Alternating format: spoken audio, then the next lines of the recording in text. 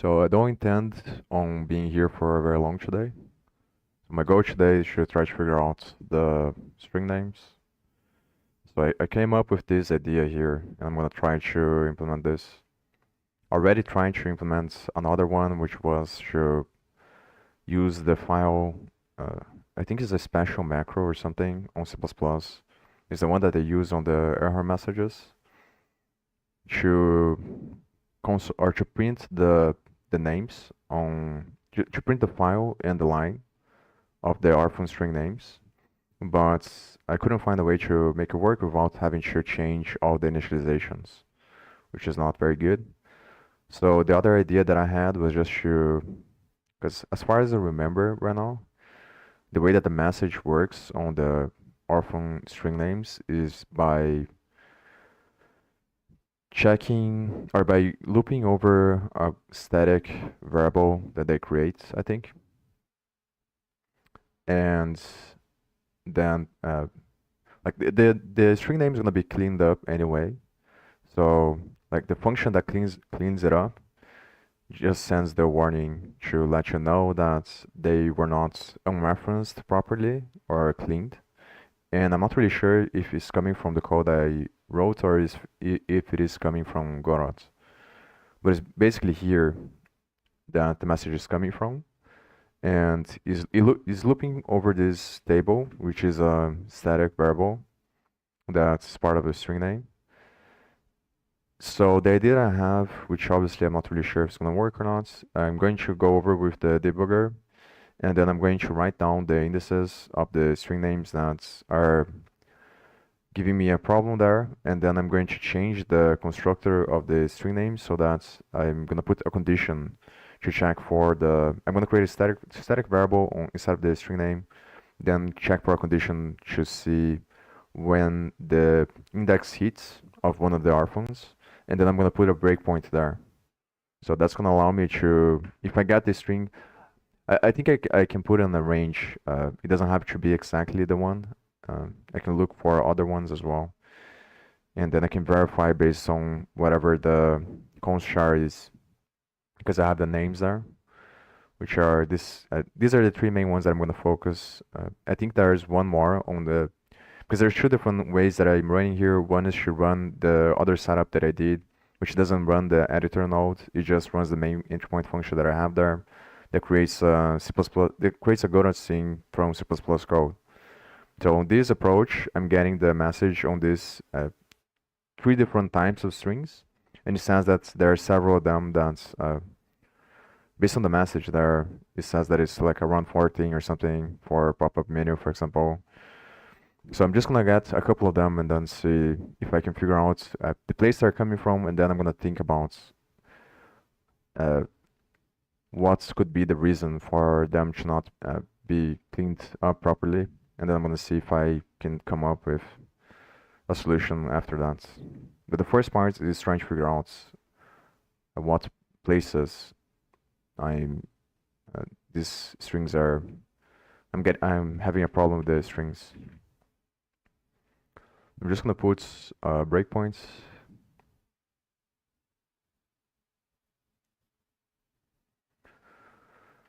Here, then run.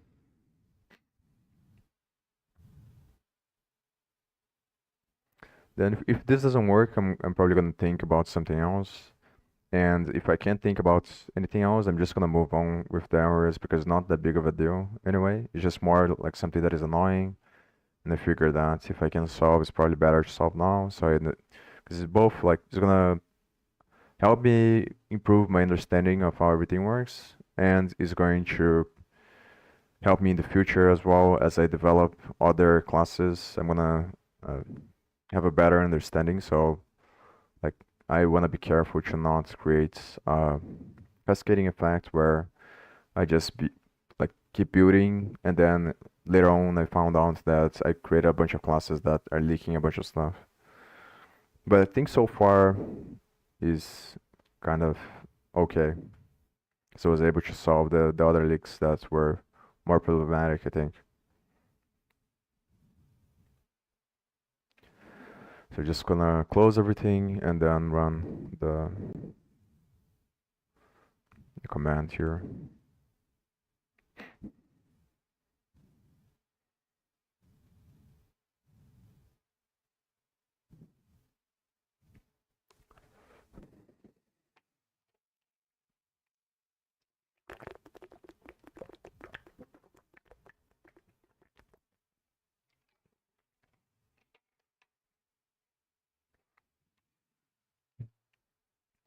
I already searched. I was writing down the places that there is.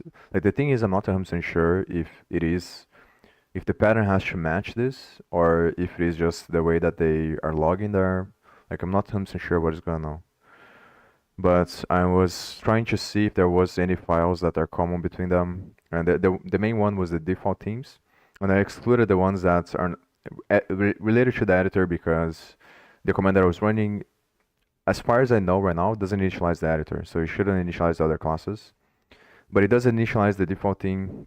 And the default theme is theming in general is becoming more clear to me how it works. So that there is a static global variable that is basically a singleton, which is called ThemeDB, which is basically the database for the themes. And that class is initialized on the setup regardless of whether or not you are using the editor. And that class is going to initialize theme contexts. So I think that a project can have multiple different themes, but I don't understand the nuances of the context very well yet. But basically, I think the context is going to initialize the theme.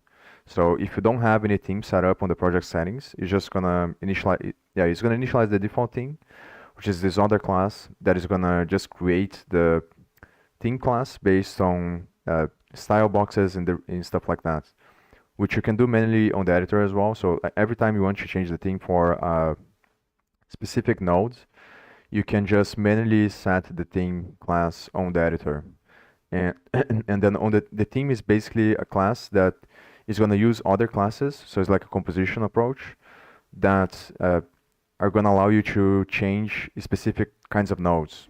So you can think about the theme class as being like a standard that you can use, and it's like something that you can reuse on any node. So let's say, for example, you wanna, and it obviously makes a lot of sense because you want to put, you want to create something that is gonna keep like some, not really layout, but like consistency of style across whatever you're doing. So you could create, for example, a theme that you specify a different type of button and a different type of menu or something like that.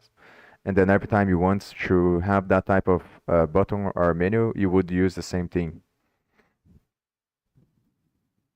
But the context I don't really know very well.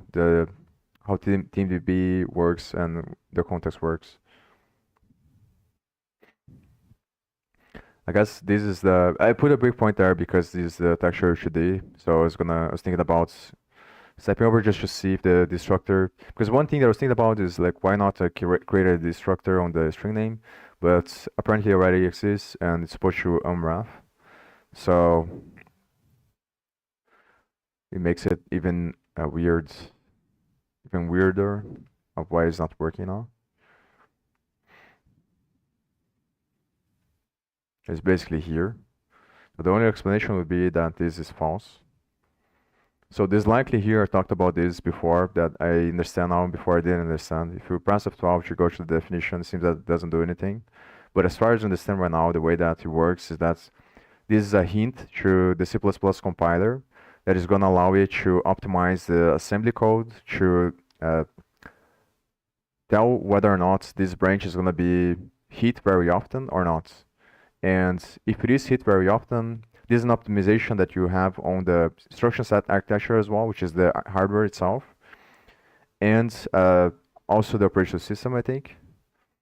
I don't know very well like the relationship between them yet, but I do know that you can have, depending on which instruction architecture you have, is going to have embedded into it based on the logic circuits, some logic that is going to make it so that it works in the same way as a cache. So like the more you use a branch, it stays on a memory that's more that is used more often.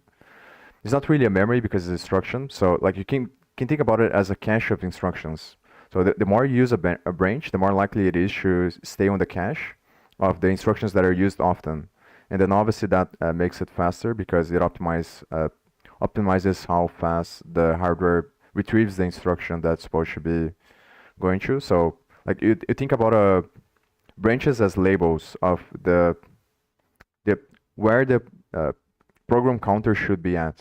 So like the program counter is a pointer that is responsible for the execution of the program, and the labels is like the jumps that the program counter does. So based on the logic circuits of the hardware, the more often a branch is used, the more likely it is to be the logic circuit is going to try to get that instruction from the cache first, and then it's going to try to uh, get it from another place. And yeah, I think that the assembly allows you to optimize this as well. It has to be that way. So, because otherwise it wouldn't be any point. So I think it's both the hardware that is instruction, the hardware and it has to come from the hardware because that's how the instruction set architecture works. Because the main distinction between instructions and data is the instruction set architecture. Because instructions are just arbitrary binary representations that people that created the hardware select to work as an instruction. So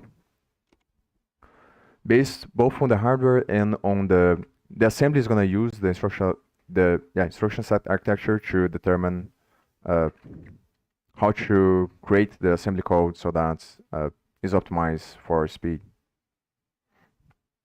So it just hints that this branch is going to be taken very often, as far as I know right now.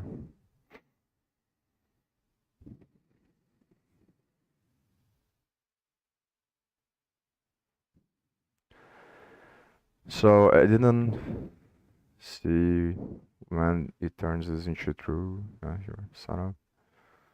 I think this is the only place on the setup that makes it true.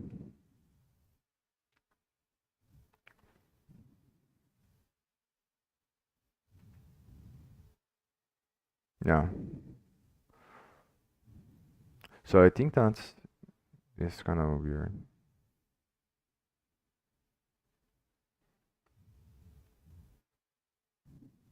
Might be because of this variable, because usually there's another mechanism that they use to get rid of the.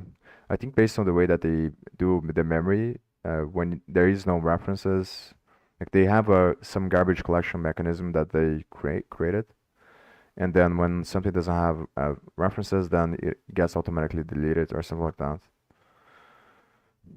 So I think that it has something to do with this, the reason why it's false there.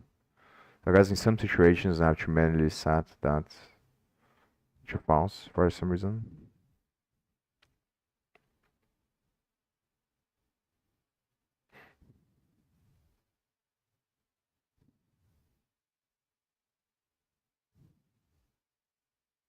So maybe it would be helpful. I guess if I just press F11 here and I go to the code, it's gonna allow me to see. So I guess it's because of the inheritance, probably. It doesn't inherit from anything. So maybe the data. This one has ref count, so it should be based on this, I think. It has to be either one of these classes because it has to be there needs to be some mechanism that is gonna allow you to allocate and deallocate memory based on the references. So I think it's mainly this thing and the other one because these ones I know for sure that they are incremented or like there's something that they do there on the constructor. So let me search. So it's probably based on these classes here. So ref. And then here initializes. It has to be logic like this. Otherwise, there would be no, like you wouldn't do this, I think. But this is probably for something else. But I do think that is related. I think this is for the object that is, or the class that is calling the thing. Yeah, but now, let's see. So this is just going through the thing. Yeah.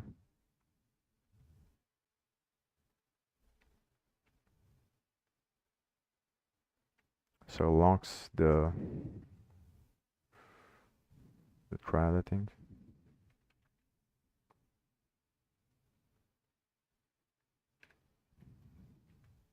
creates this lock here.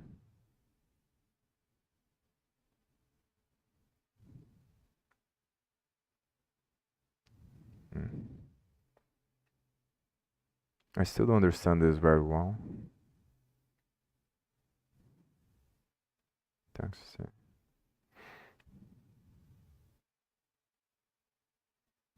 It's the definition already, so.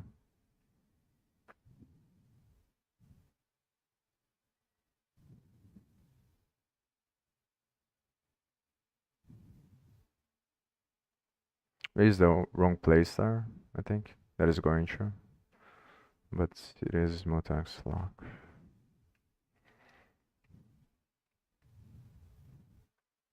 I don't understand very well what's the point of this, but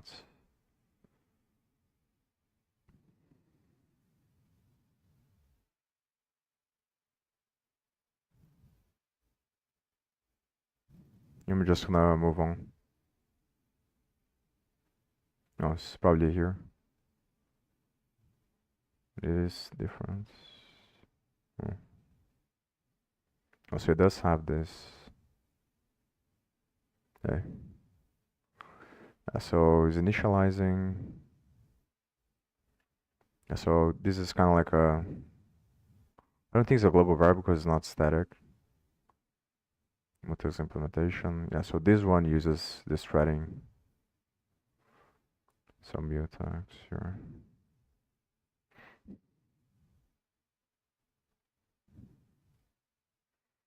And then initializes here. Hmm.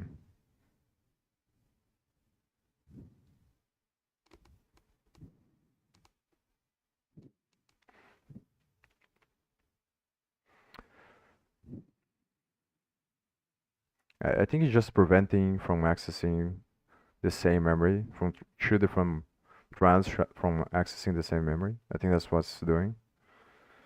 But so maybe I'm gonna search for this.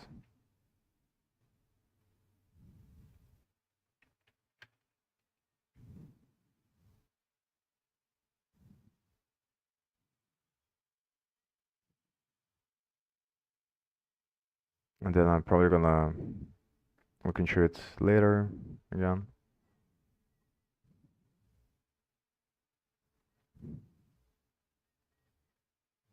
Watch these videos again. So let me just go over this. It's creating using this stuff here to create a hash. And then it uses the so this is the index I think that I have to keep track of because it's gonna use that one to send the messages. So every time that you initialize the string name, it puts on this table, and then it uses this hash to. So yeah, maybe it has to be the exact number, but yeah, I'm not really sure if going over a range is gonna. But I can put on the range and see what happens. Because you're just doing. It's like it's allocating on this. I think it's an array, or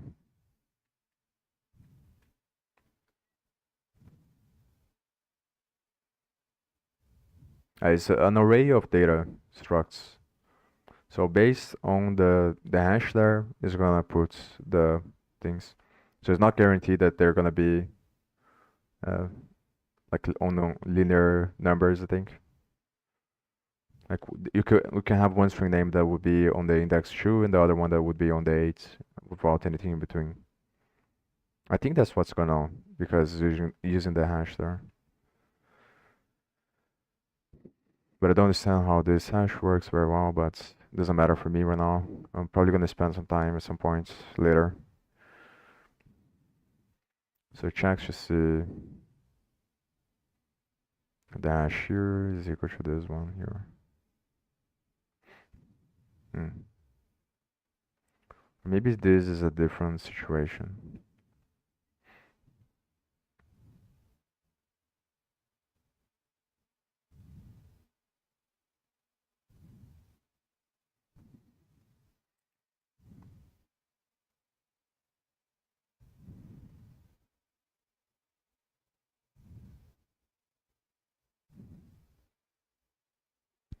Hmm.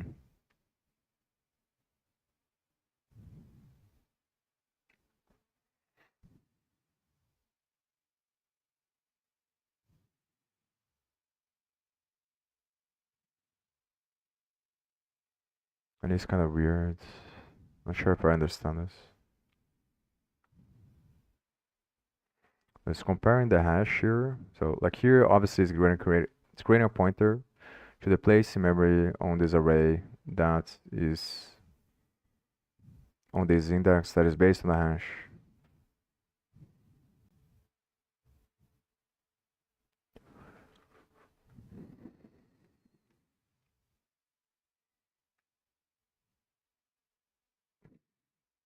I think that's kind of weird. Is this the comparison here?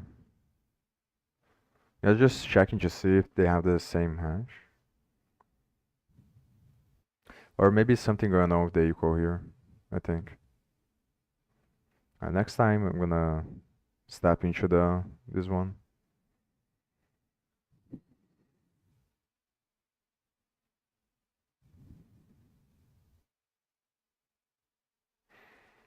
Hmm.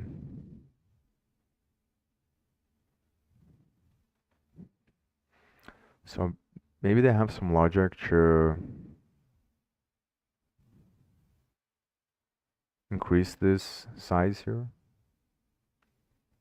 as well.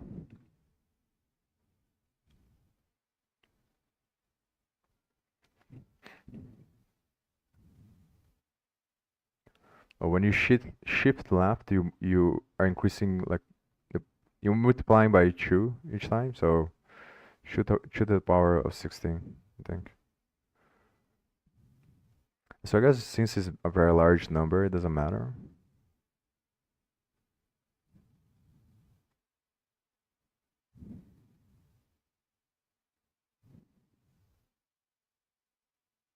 And they're just using one so that they can do the shift, I think.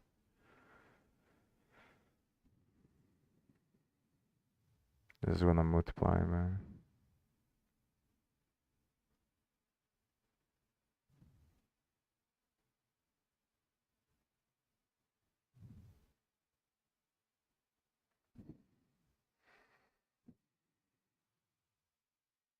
Yeah, so I think because it's a very big number, it doesn't matter. So maybe, but it is kind of weird. So I think it allocates the space.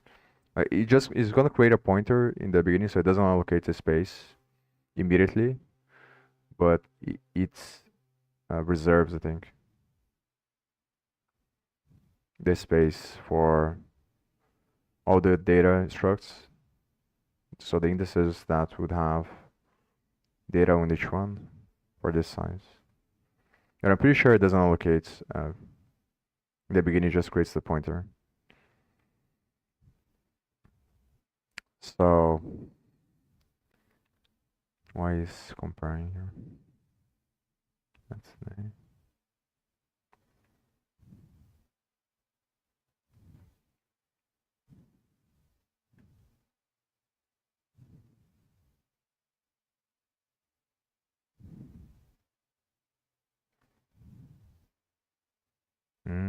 interesting.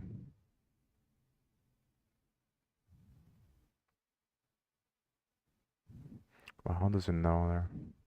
I think when you make it equal, it's probably gonna do something to initialize this, I think. That's the only explanation that makes sense.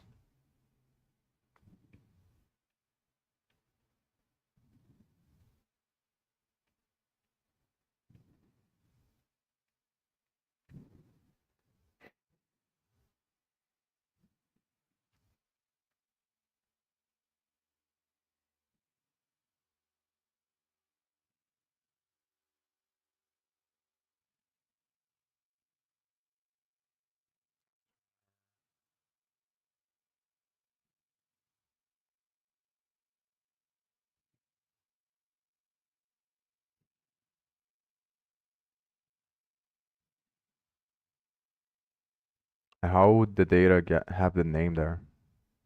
It's kind of weird. I think that like the only thing that makes sense to me is the equal here. I'm gonna look into the next time that I step into this.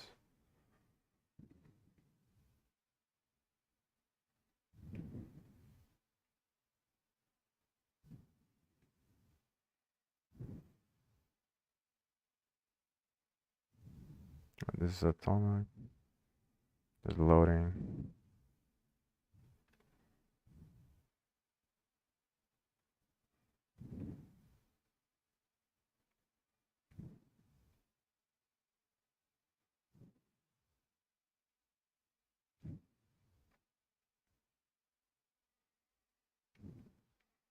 I want to be careful to not be.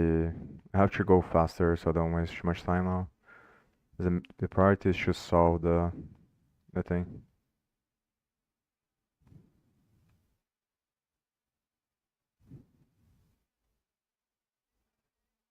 So this time, if it is the same.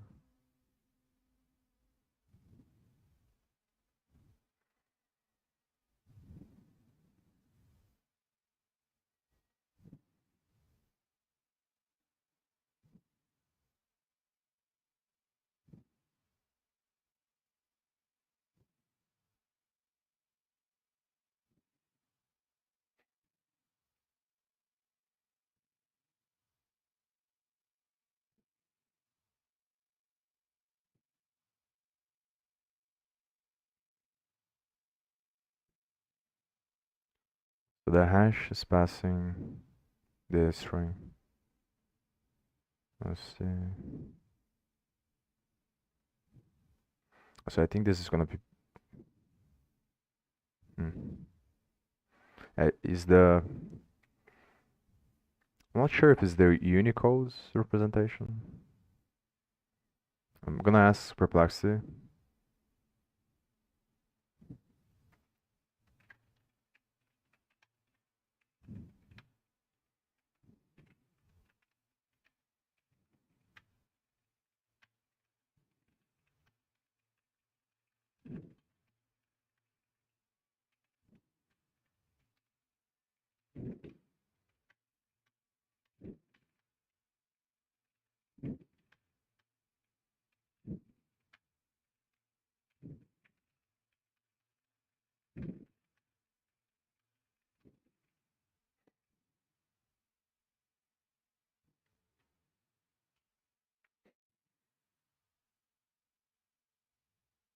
Oh no. I'll try it again.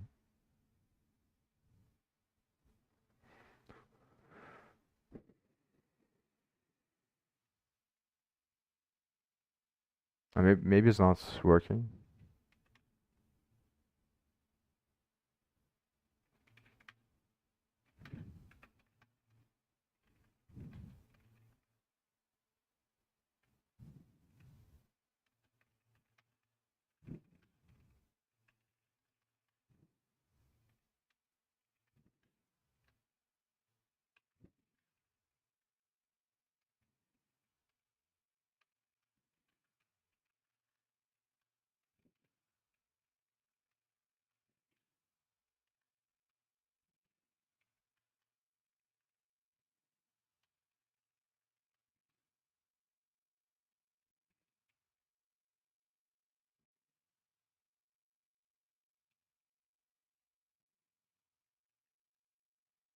Okay.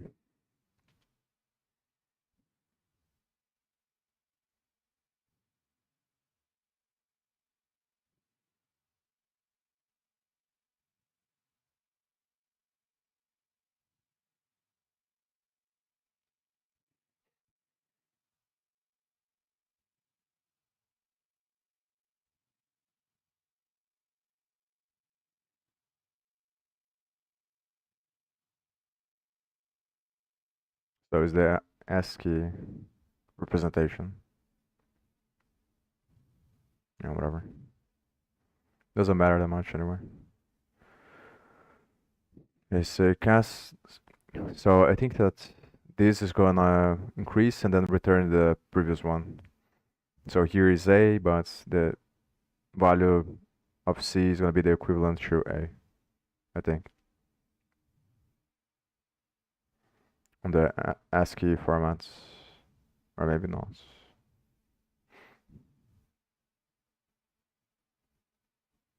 I don't remember which one.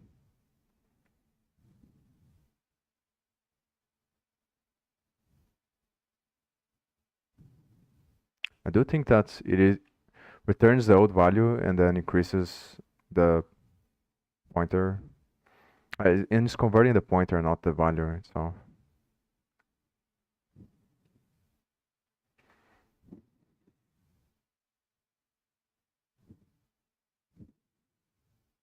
And I guess the precedence is gonna matter. Let's see if they have a response there.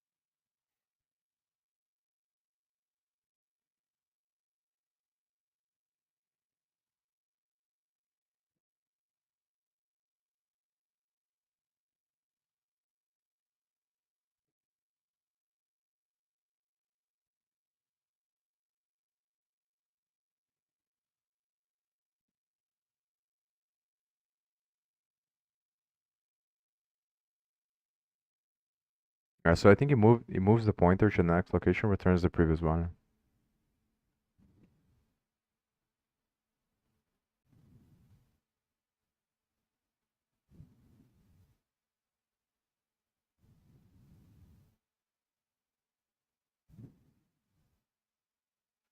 Yeah, returns the current character and moves the pointer.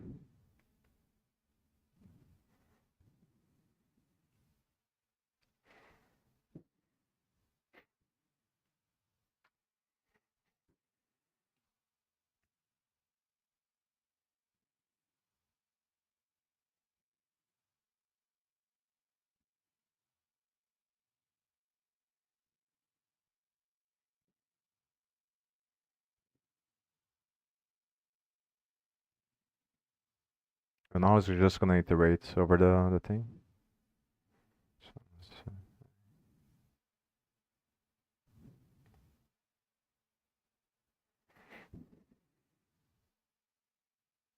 ends 110. So this is supposed to be A, I think.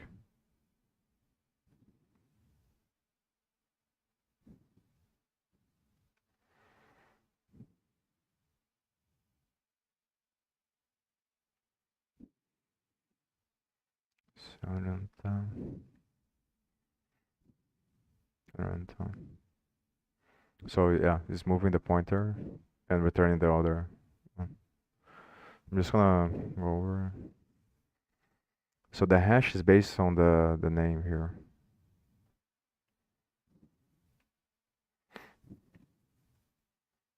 It doesn't do anything here, apparently.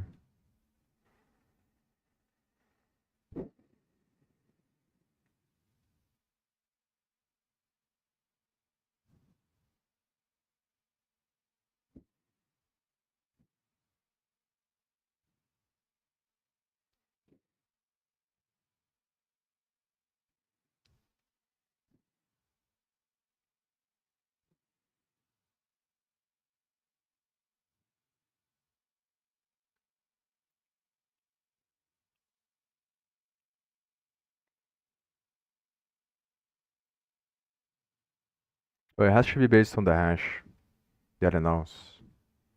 I think when you initialize the table, because of the, but it's still kind of weird to me. But I assume that's what's going on. Like the location in which you're gonna access the index is gonna have uh, the hash,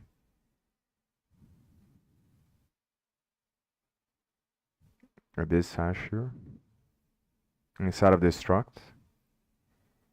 Because I think what's going on under the hood is that it doesn't allocate the moment you initialize the table, but it's gonna have like a pointer, but it knows that the struct for the table is gonna be the data. So when you create the hash and you create the index based on the hash, that location is supposed to represent this hash here. So the hash inside of the data struct of that location should be equal to the. But it's kind of weird why it works this way.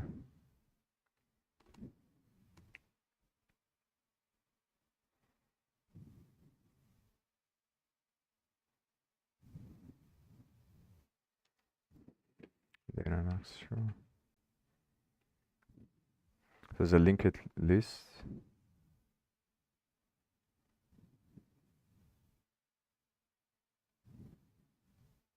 I guess I have to look into this one. Oh, but this is just same thing.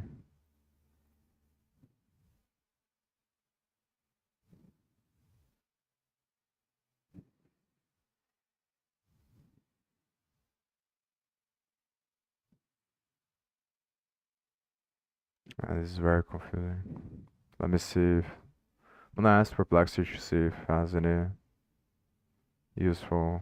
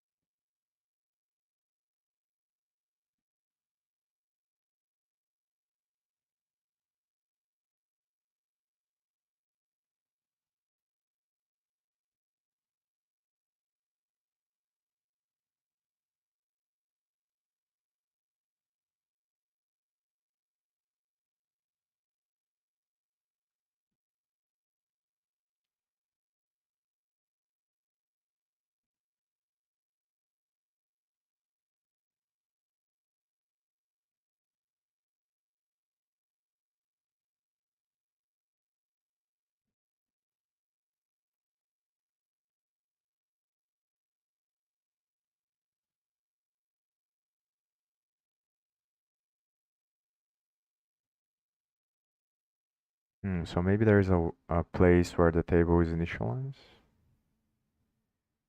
Yes.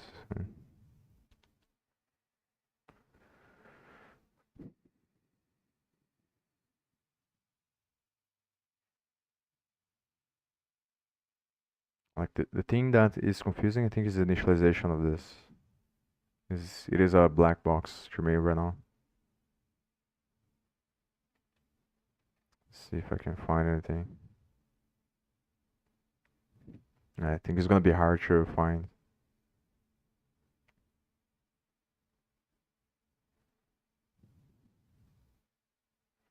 As it wouldn't make sense to just put all the string names there. I don't think that makes sense.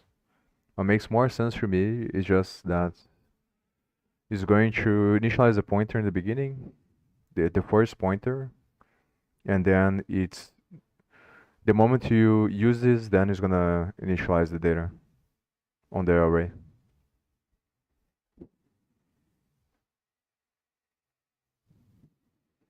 Let me close here.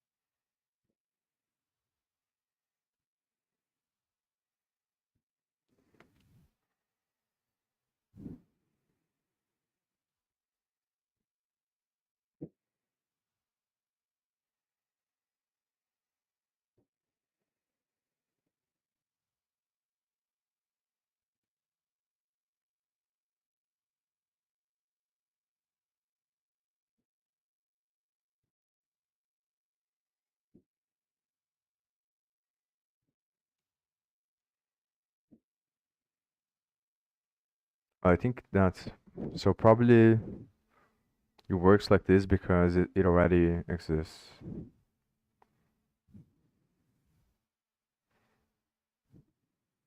Oh, so I understand now. So I think that the way they designed this is whenever you have a string name that has the same char, it's gonna be faster because it already exists on the table. So if it doesn't exist, then it's gonna be a null pointer, and then it's gonna be created.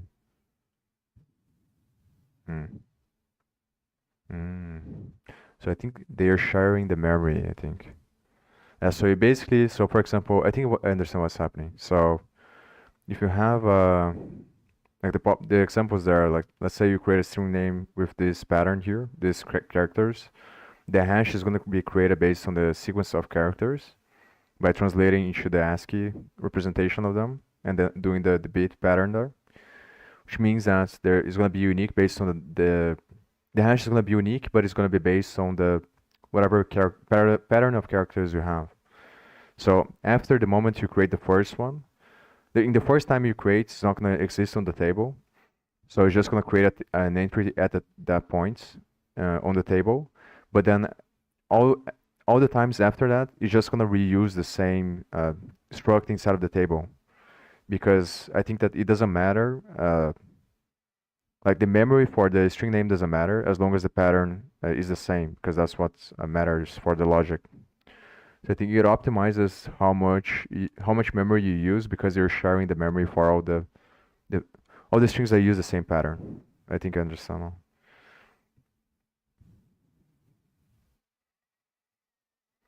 I'm not 100% sure, but I think that's what makes the most sense.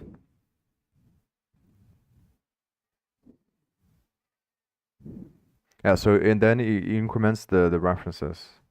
So it uses the static count to see how many different parts of the code are using the same string name. So this only happens, I think, if you, yeah, it's probably gonna go here, I think.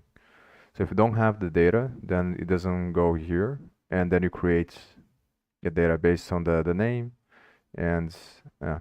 So I'm pretty sure that that's what's gonna. Yeah. So here is the where it creates the link there. So obviously this is gonna exist because It's gonna exist as long as the index is lower than the pattern there. I think what is happening with the one and the bitwise to the left is that it's multiplying by 2 each time that you shift to the left, and it does that by 16 times. So I was gonna shift the 1 into the left 16 times. So I think it's gonna be just 2 to the power of 16, the maximum entry of string names. And then if you pass that, then I think it breaks. But it's probably high enough that you're never gonna use that many. Maybe. Yeah. How much? C2 to the power 16. Yeah, it's 65,000, so I think. So here is gonna create the link between them, I think. Yeah. So the previous is gonna be the data here. The list is kind of confusing.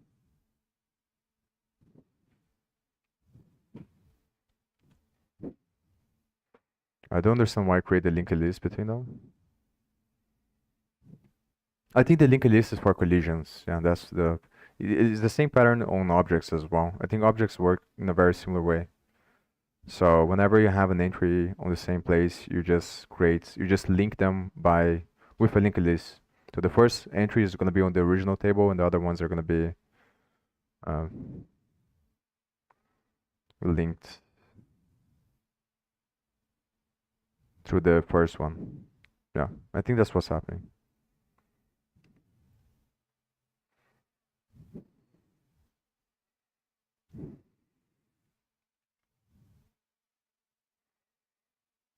Let's see. So it goes here and then returns. So I think that probably the reason why you get Orphan string names is because of this. It has something to do with the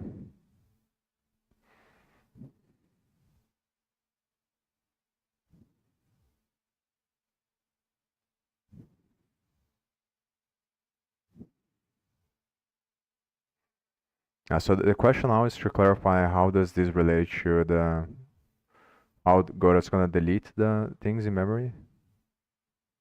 As I do think that it has to be something to do with the reference. It's gonna be related to the static counts, I think.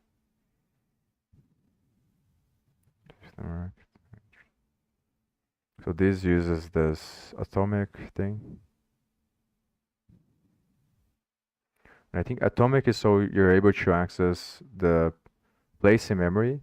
Oh, I think I understand now. So the reason why they are using atomic is because of this logic that since all the string names are gonna have the same pattern, then if you have two different places in the code trying to access the same place in memory, you're gonna have a problem. So you have to use atomic to lock the threads. Do you understand now? I don't understand I'm gonna watch the videos still, but it's a lot more clear now on my mind how it works.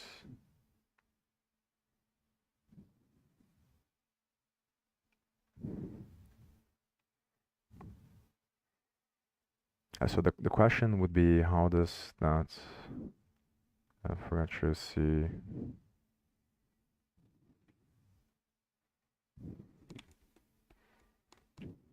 This is their class, and this one is from the standard library. So it's just a wrapper on the standard library. It doesn't have a destructor.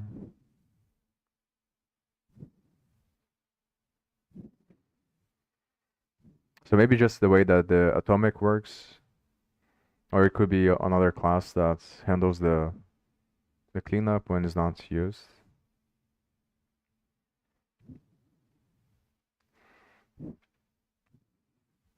So I'm just gonna press the 5 and get to the point there. Also, yeah, I think I did this so that I could see whether or not it was from my code. So I'm pretty sure since I comment everything else, it has to be something from Godot's source code that is giving the Orphan string names. I think, because if it was mine, then it probably wouldn't throw anything when it comments everything else. And I'm pretty sure it is.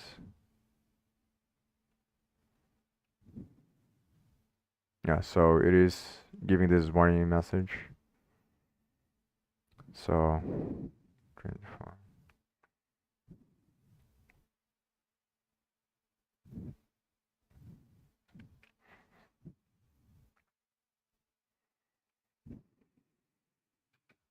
I'm gonna write a couple of them. Let's see. Item list.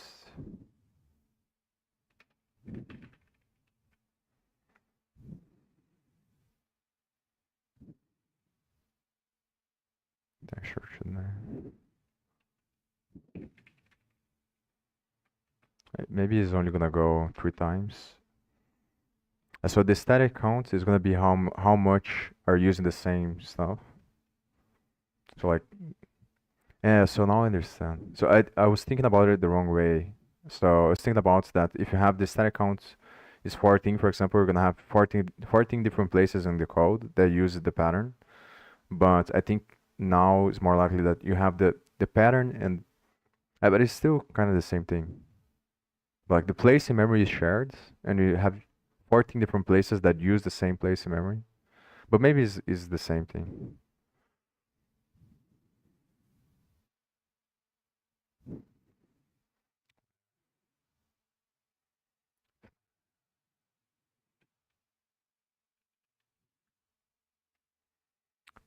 Fifth,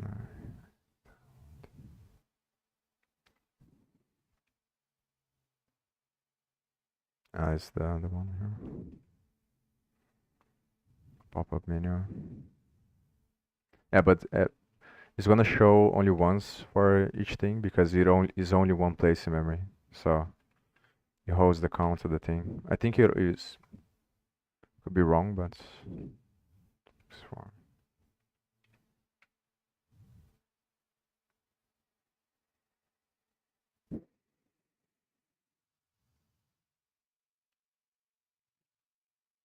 Yeah, so it is like that. So it shows one time, even though there are multiple different places that are using the same thing.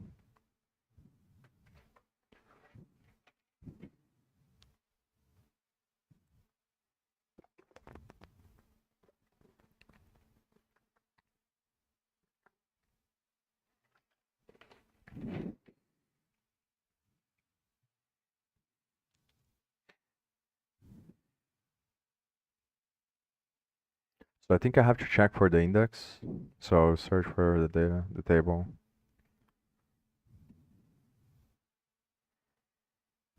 So whenever the question is where now? I think probably here.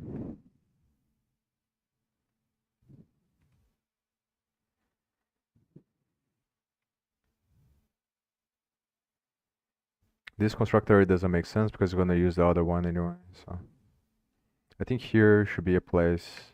So I put. Or maybe it doesn't work, but obviously just gonna test, just see what happens.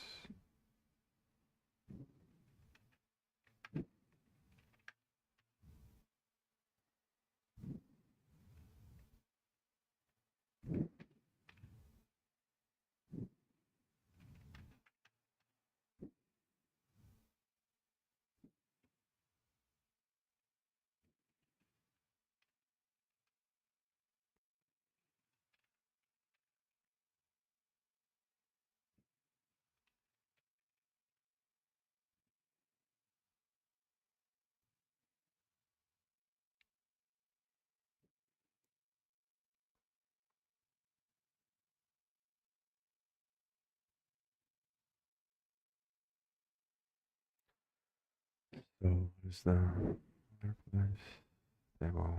I'm just gonna copy this, put there.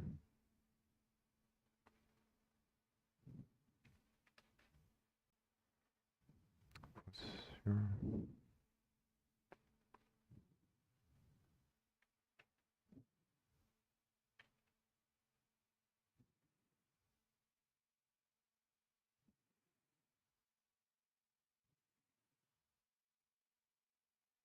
So let's see what happens.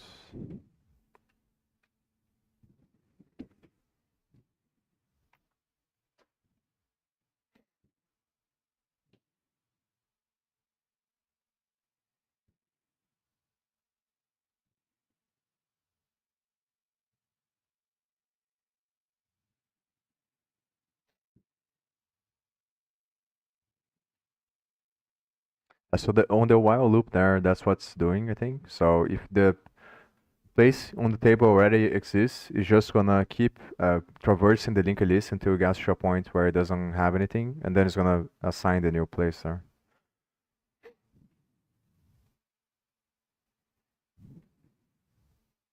Let's see if I forgot to. Oh, no, as I'm putting on the.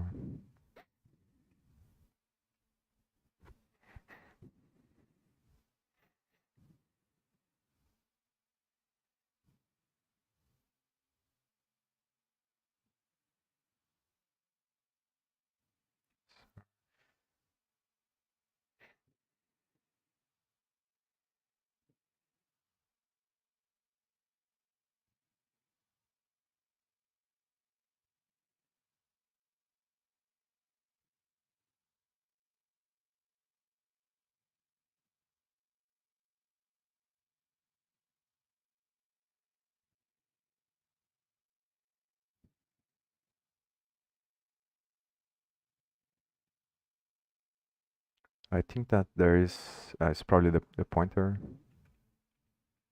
because of the error message there.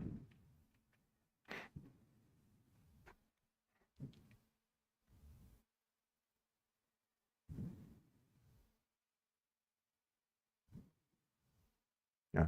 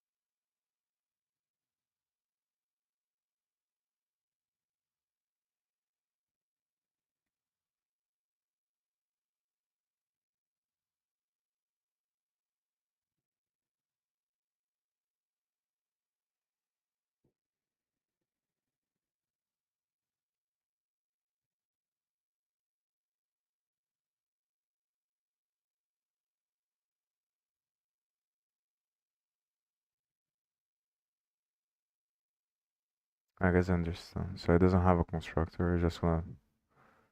It just creates pointers to the same thing. So when you use the static C string, you're just gonna create another pointer to the same place that is a global variable. And that's what's happening here.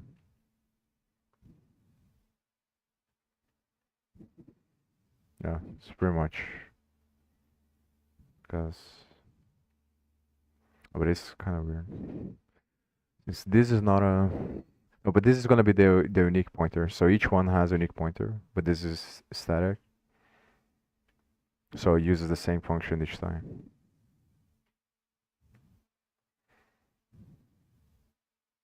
And it's kind of confusing.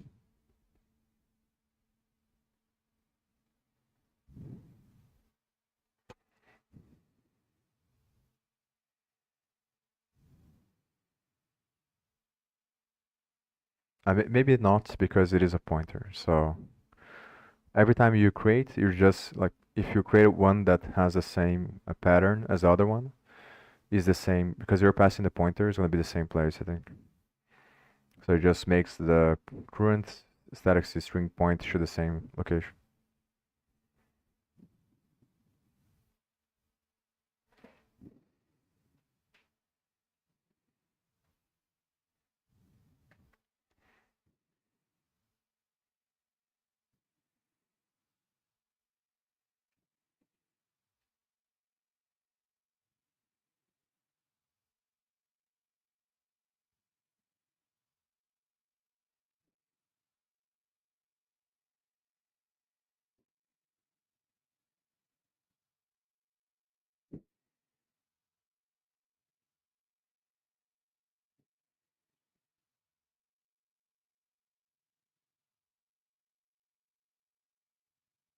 So I put the wrong thing.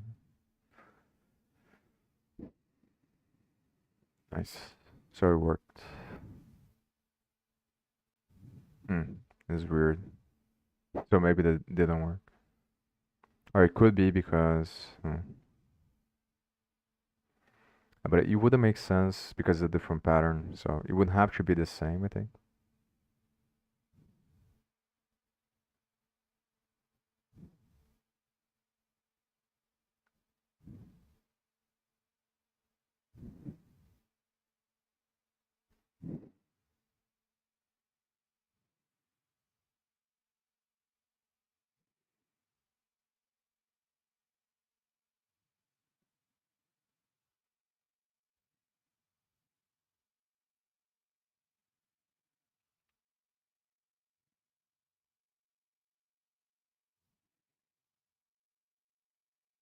It's gonna be this, the first.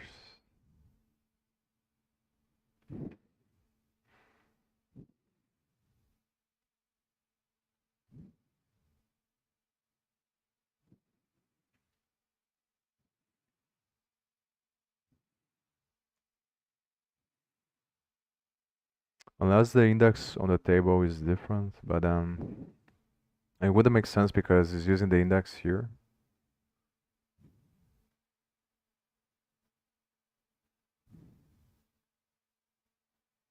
And here.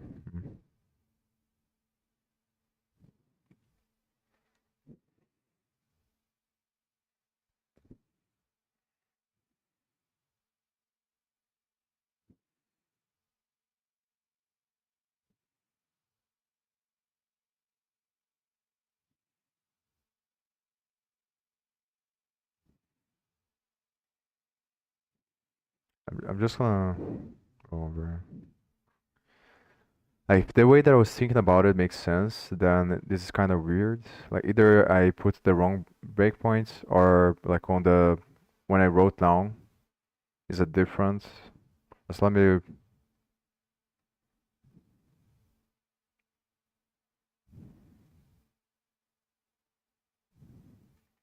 was here, right?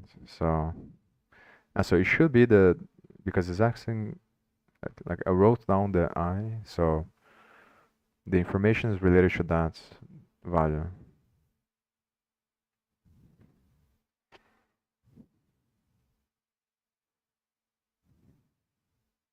So it should be the current I.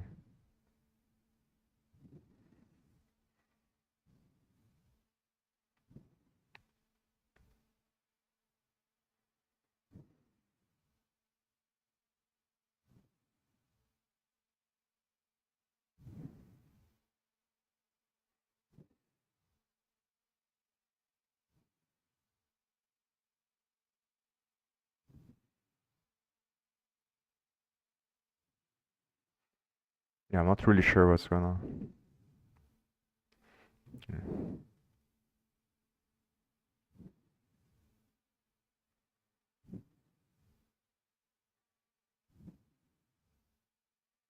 Add virtual methods.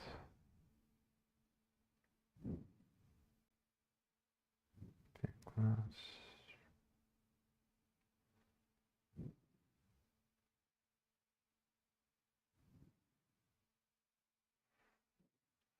So there's two parts to this. One is figuring out where it is, and the other is gonna be figuring out why does it, why is not deleting. So I need to think about, spend some time thinking about why, how does how does the mechanism for deleting works.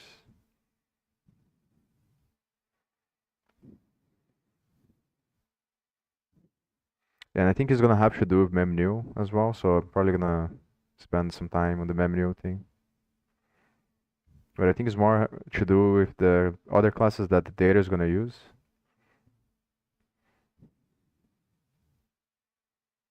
Yeah, it's probably the reference class, the main one.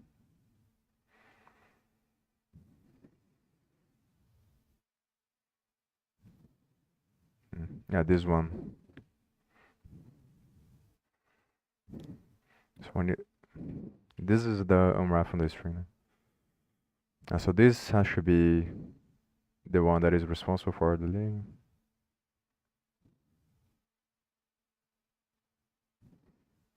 So I think it automatically, so the key should be the variable there, the configured, I think, and this ref count. I think it automatically deletes because of the destructor on the string name and which is based on this variable and this from the data. That's the only thing that makes sense.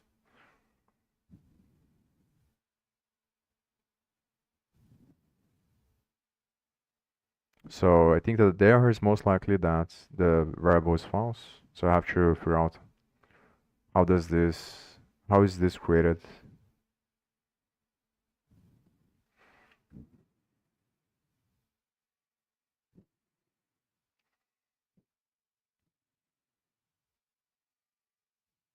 Oh, finally. So maybe it is the case. So I'm probably understanding the hash wrong. The hash, because the logic that I was thinking about is that since it's going to be based on the string, but maybe it doesn't matter that you can have different string patterns in the same location because it's a linked list. But I was thinking that the whenever you have a location on the table, the main one is always going to have always going to be the same string pattern that's going to be related to that location, and then it creates a linked list from that point.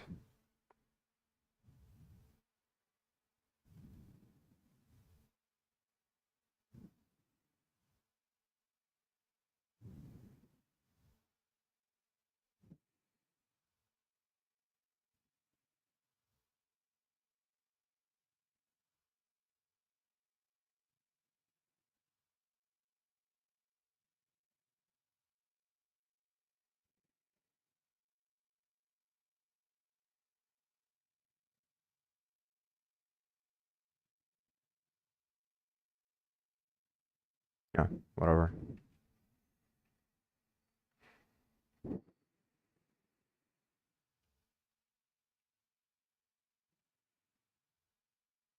So its own GD extension. I excluded the GD extension when I wrote the first time because I thought, yeah, but now I just realized that it's probably setting up on the main setup there, even when you don't use the editor, obviously, because the game can have extensions, I think.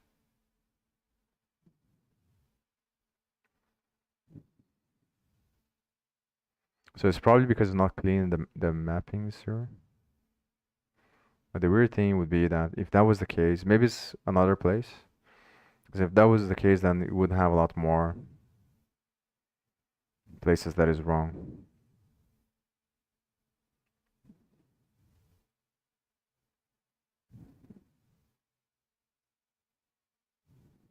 Yeah, so it does clean here.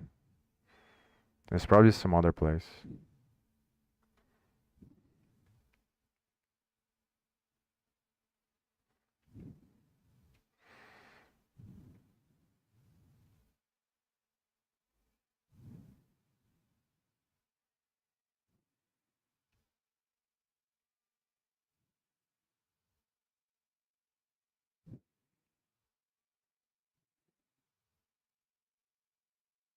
Or it could be this place and it just doesn't call the function. I'm gonna write though.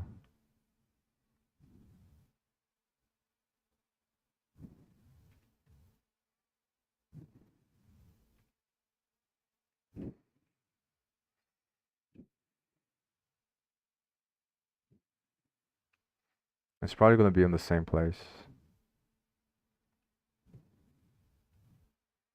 So maybe it's not the other ones. Huh. Because, but if it was about the key, then these ones would be.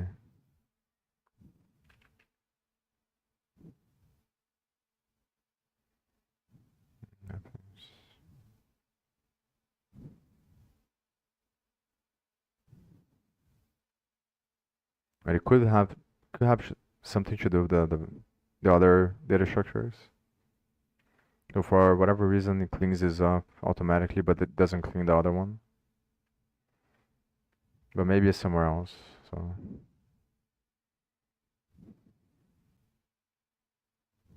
texture should be.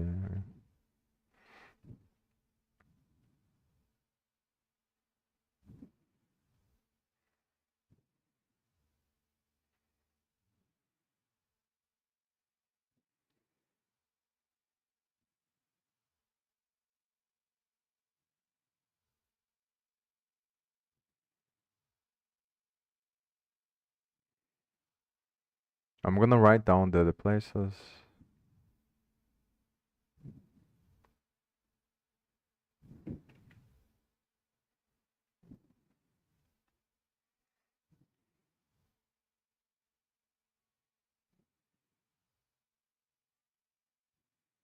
I think it could be property info actually, because I do remember now that.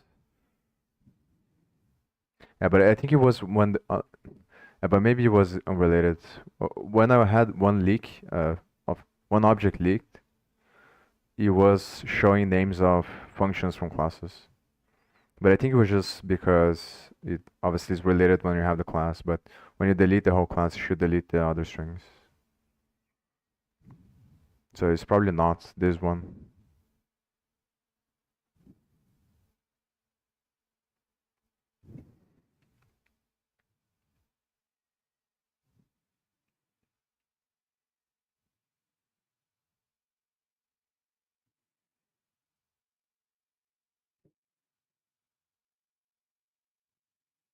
Fuck.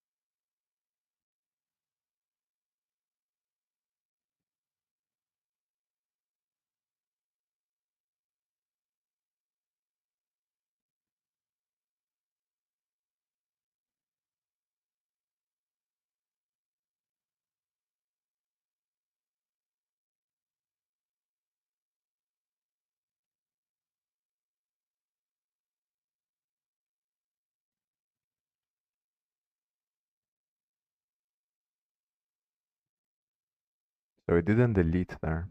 So it's probably that one.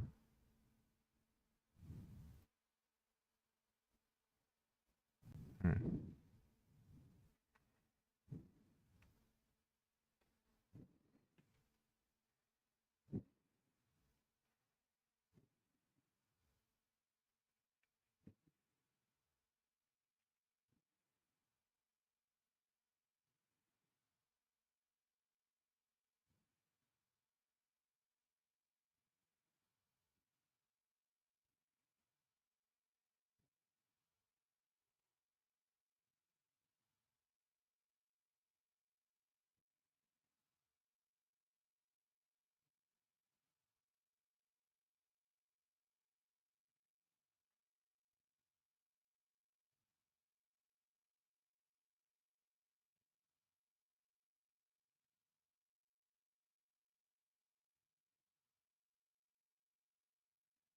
The weird thing is, if it was this, like, why wouldn't the other ones also fail? So I was like, that's the most important question.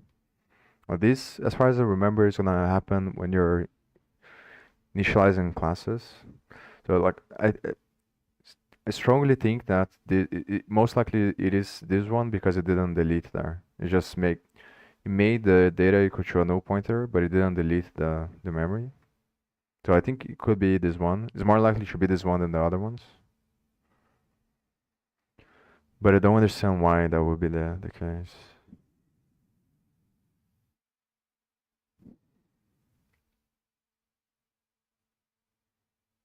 And I think it's coming from this stuff here. So this comes from the macro. So the GD class macro, when you use inside of a class, is gonna define a bunch of functions. And one of the functions is this one, as far as I remember. Yes, I can't go here.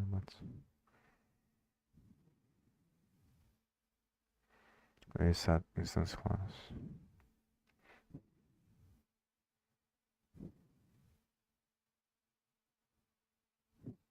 So obviously it has something to do with the count there, I think.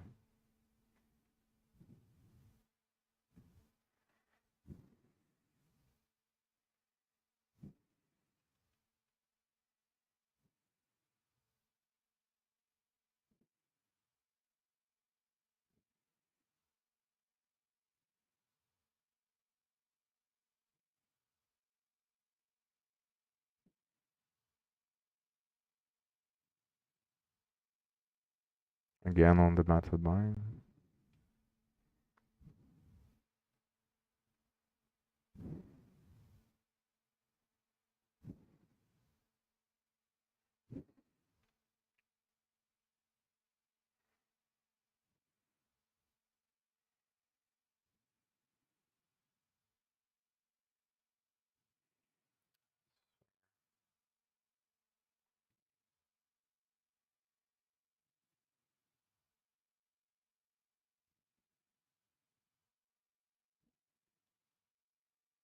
That's probably the same place.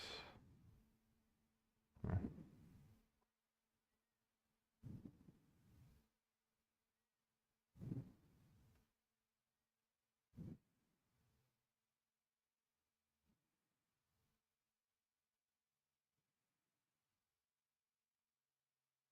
Or maybe not actually because of this. So it only deletes if there is no references. So it could be another place.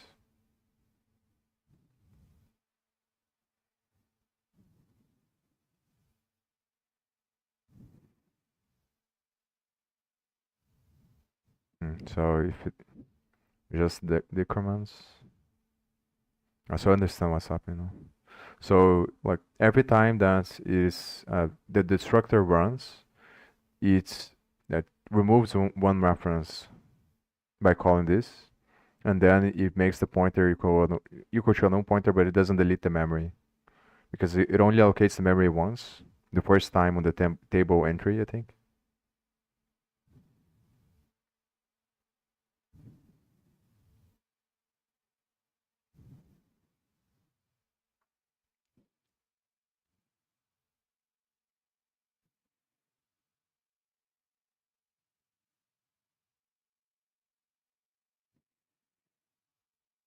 Also, maybe you can use this stuff here as well. Oh, it is already true. I think this is for another situation where it's gonna print a message.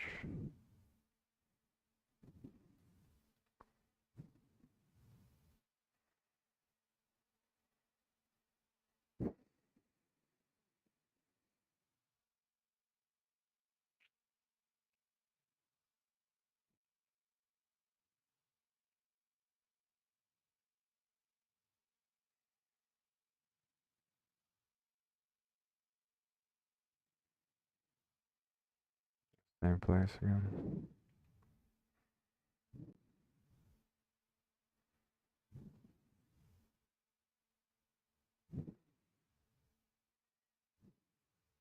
I think I forgot to. I think it's coming from this one. Yeah, so this returns a thing here.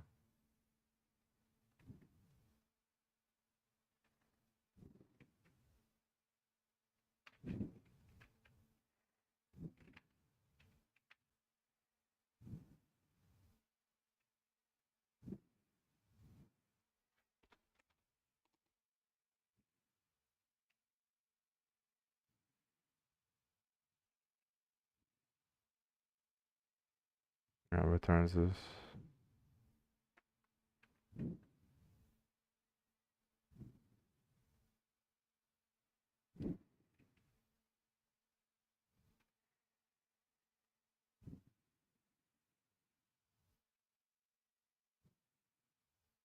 It's probably gonna run a bunch of times.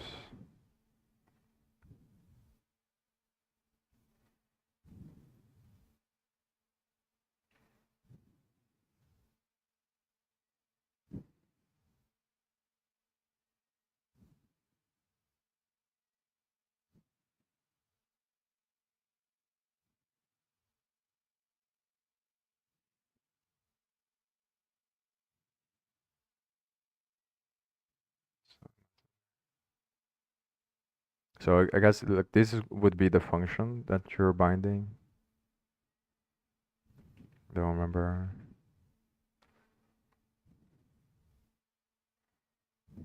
Oh, I'm gonna search later. But I think this is called on the other method binds or bind methods. So the other bind method is probably gonna call this one, and then this one is the class that is gonna contain the function. and then it gets the name of the class based on the bind.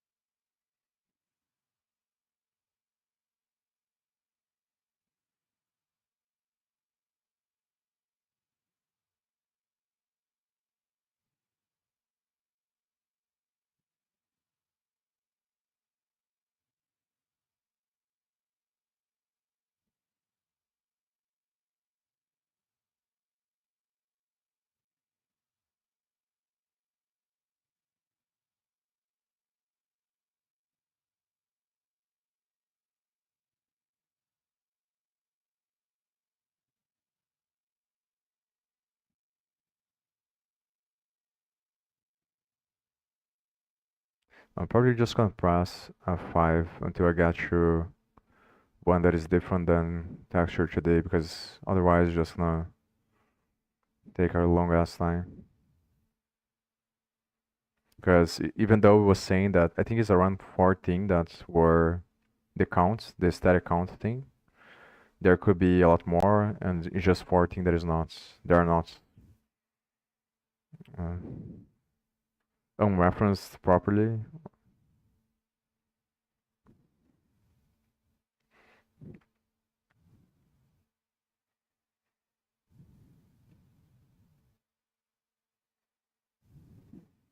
I think the only explanation would be that for them not to be unreferenced, it could be so it's either the variable that prevents from calling the other function, the variable in the string name, or is because the destructor is not running. I think that's the only two explanations that make sense.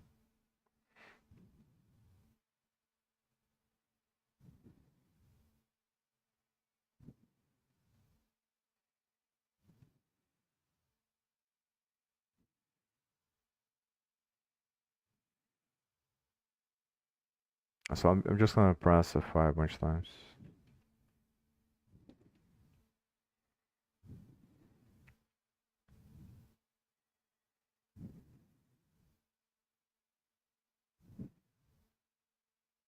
So now it's item list again. The same place.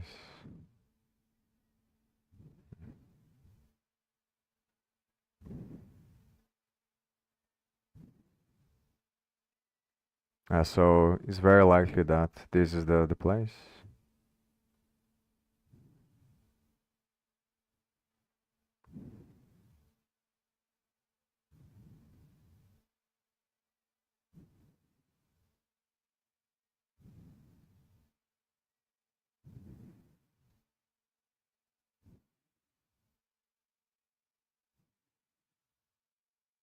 I can put a breakpoint on the destructor as well. Hmm.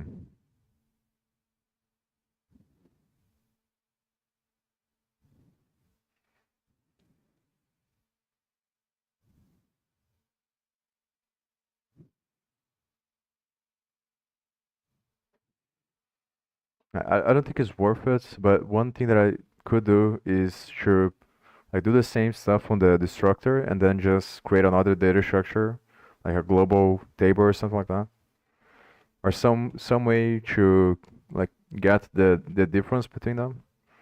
So on this destructor would show every time the value there.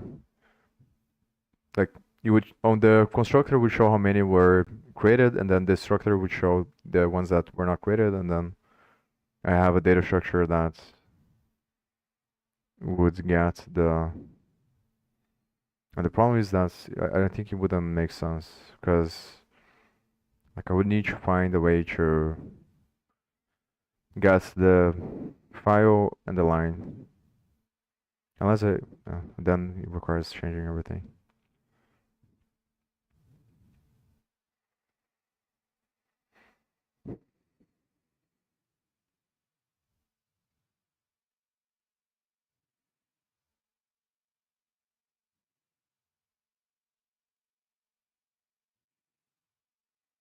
It seems that it's gonna be the same stuff. The same places.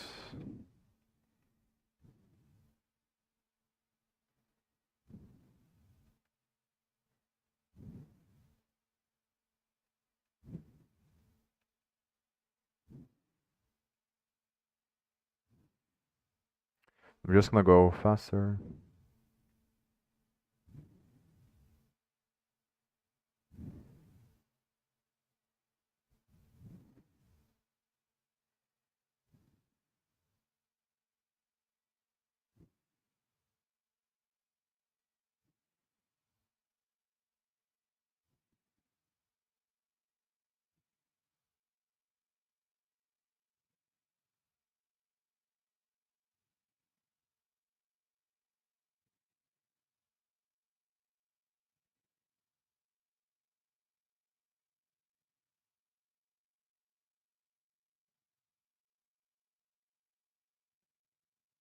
So another thing that I'm thinking about doing is I can create another variable in the data, and then I can put the other, like another integer that's gonna represent uh, how many, like how far the linked list they are. But I guess it has to be like the first ones. So it should be the ones that I got already, I think. I think it's very likely that it's these two places here.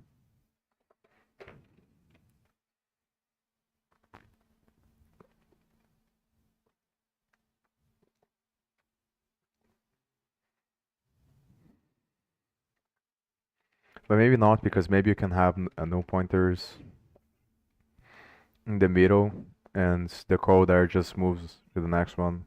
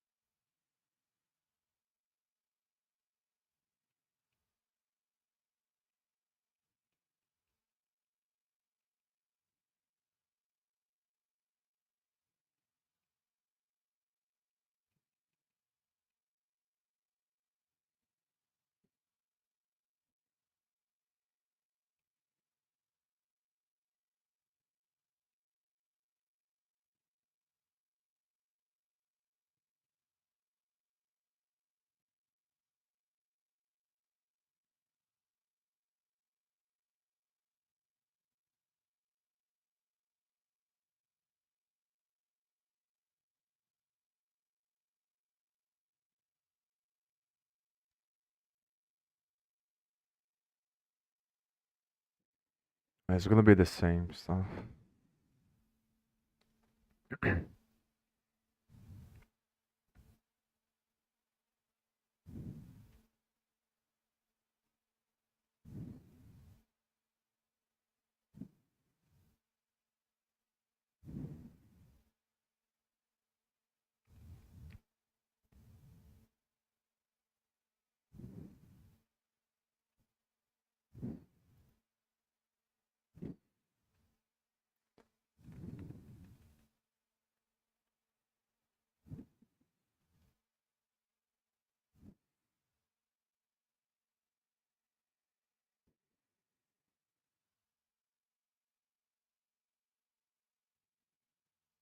So the issue is, if it is because of the places there, then it has something to do with the way that is being that the method bind is being initialized.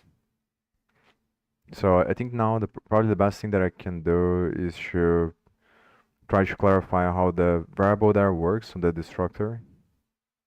Because I think that I'm pretty sure that the problem is that there there are some places, some situations where it's not unreferencing the way that it's supposed to.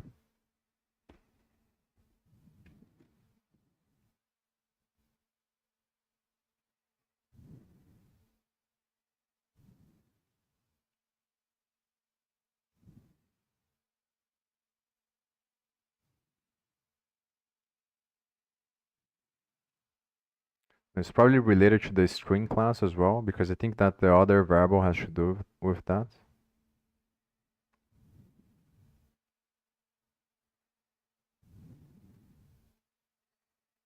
So I'm gonna try to go really fast, because I think that's, yes, I'm pretty sure that's only gonna be this place that is gonna show there. Just based on the numbers also.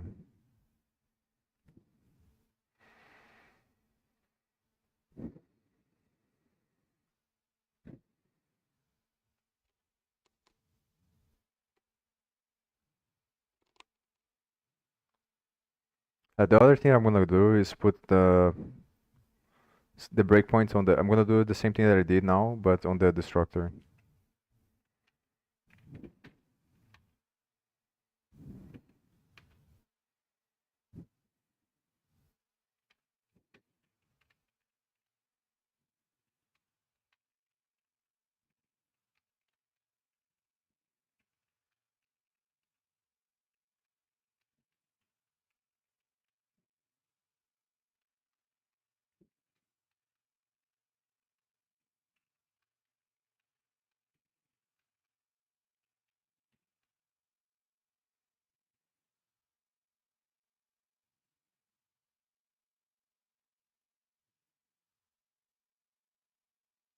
At the temp.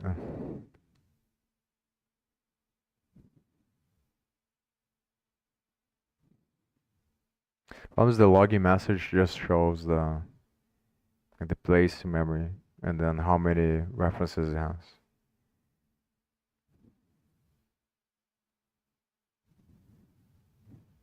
But I guess I can change the logging as well. So if I do, but I'm not really sure if it's too much work for this. I can create another variable and then just keep track of the connection between the linked lists on the data.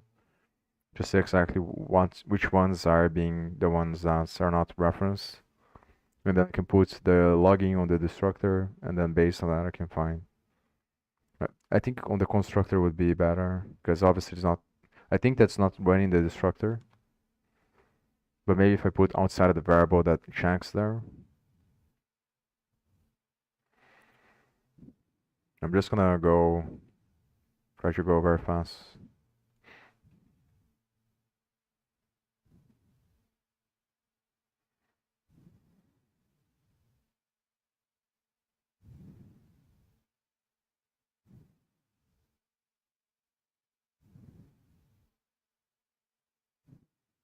And the issue with this, obviously, that it could be somewhere else and just printing all of them. So that's the reason why I think that's, if I want to like be 100% sure that it is the place that I'm thinking about, I'm gonna have to create the other variable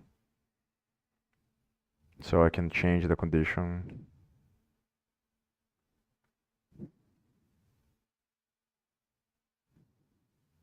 Maybe I can just use the count though. Yeah, maybe I can use the count.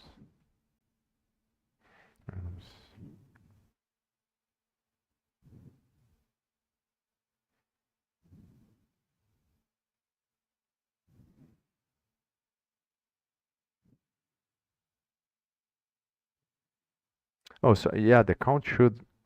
So it's not the number. It's like which place in the linked list it is. It's not how many.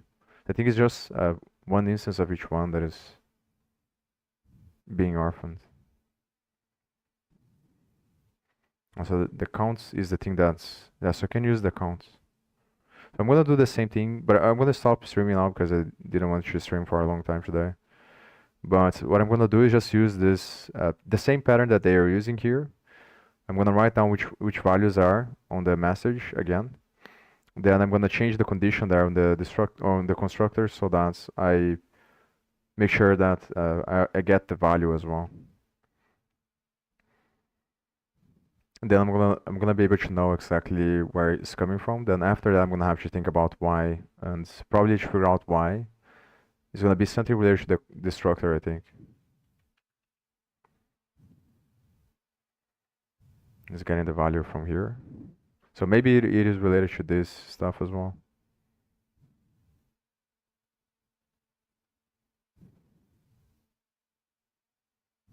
Yeah, but I think it's something to do with this thing here, because this should always be true on the destructor. So I have to figure out or clarify how this is initialized. Because I think what is happening is that on the situations where it's orphaned, for whatever reason, like it's gonna call the constructor because I don't see how it wouldn't without giving other errors, and then this is gonna be false, so it's not gonna unreference. And that's what's happening. So the question is, how does this work?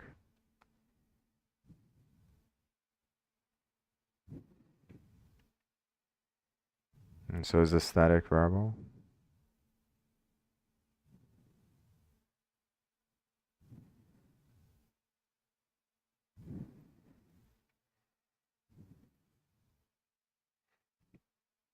This is the problem. It's gonna be hard to figure out.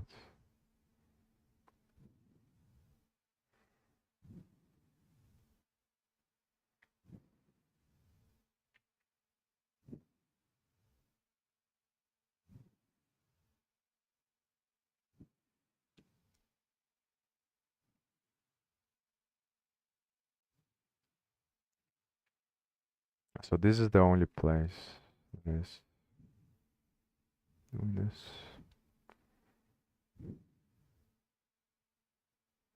That should be through this. But this one's gonna be hard to find. Where does it call this stuff? So probably, or maybe it is. Also, here is also no. Here is making it. That's right.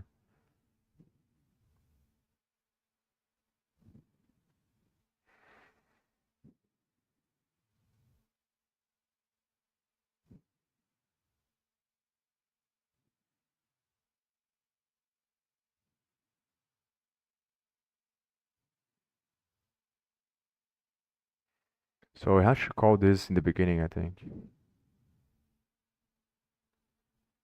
So maybe it is three places that's called the string name before. It might be my code there.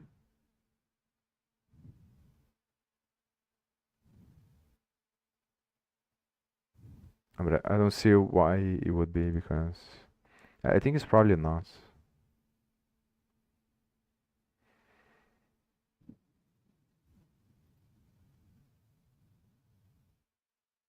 Register current times.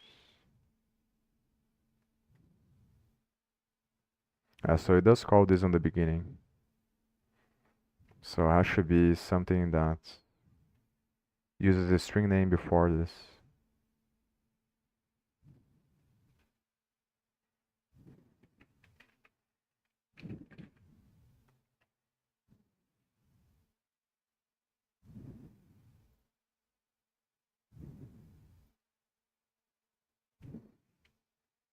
So this is that's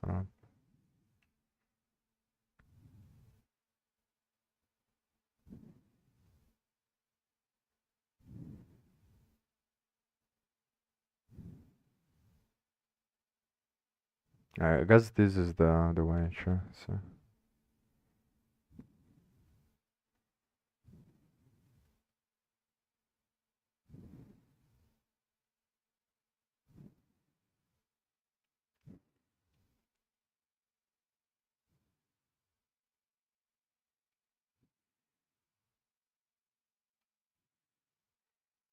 what's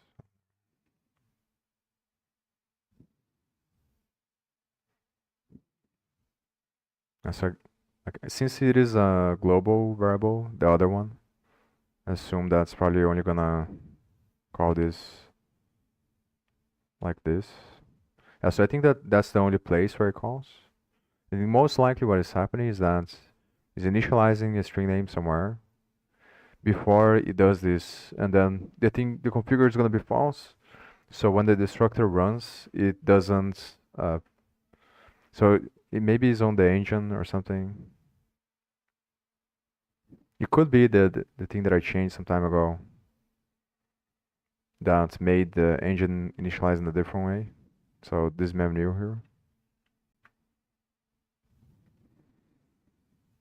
So here there is a string name.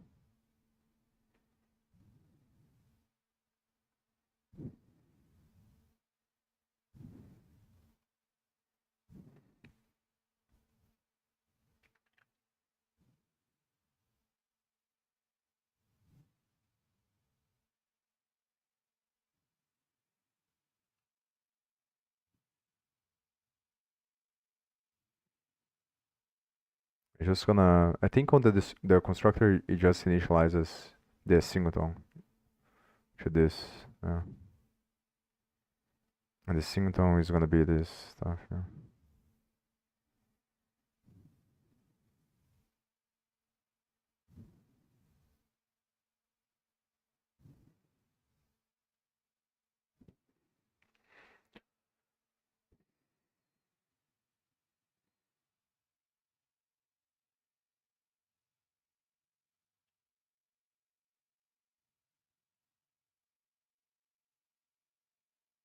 Well, it's gonna look into the bind methods as well.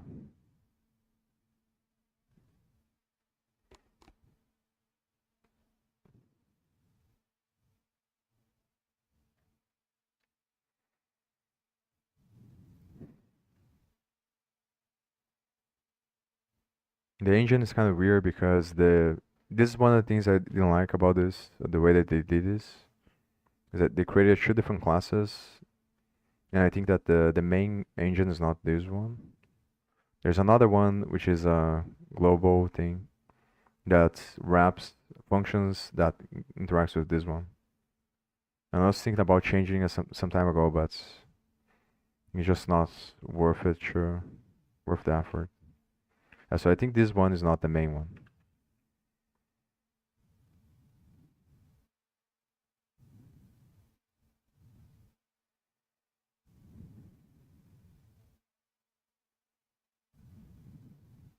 So I think initialize this one first because the other one requires this one. Core binds, I think.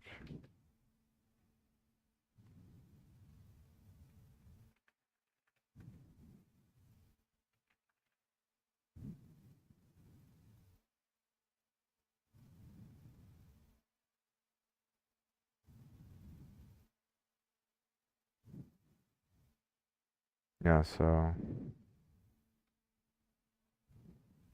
I think this is the main engine and this one calls the other one.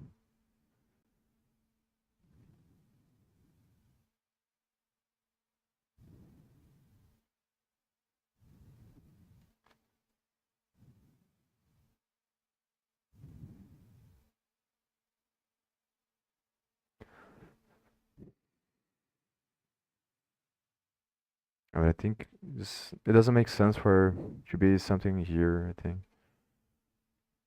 Because otherwise there will be lots more. So I'm gonna stop streaming now and I'm going to do what I said there. Just use the other variable to change the condition there. Just see if I can get the right place where that happens. Then from that point, once I know what functions are the ones that is the problem, and then I'm going to study the destructor there, and I'm gonna see if I can understand why it's not unreferencing and deleting the memory on those situations. And after that, obviously, can try to fix or think about something to fix. So probably next time I'm gonna explain. If I'm able to solve this, then I'm going to explain how I did it.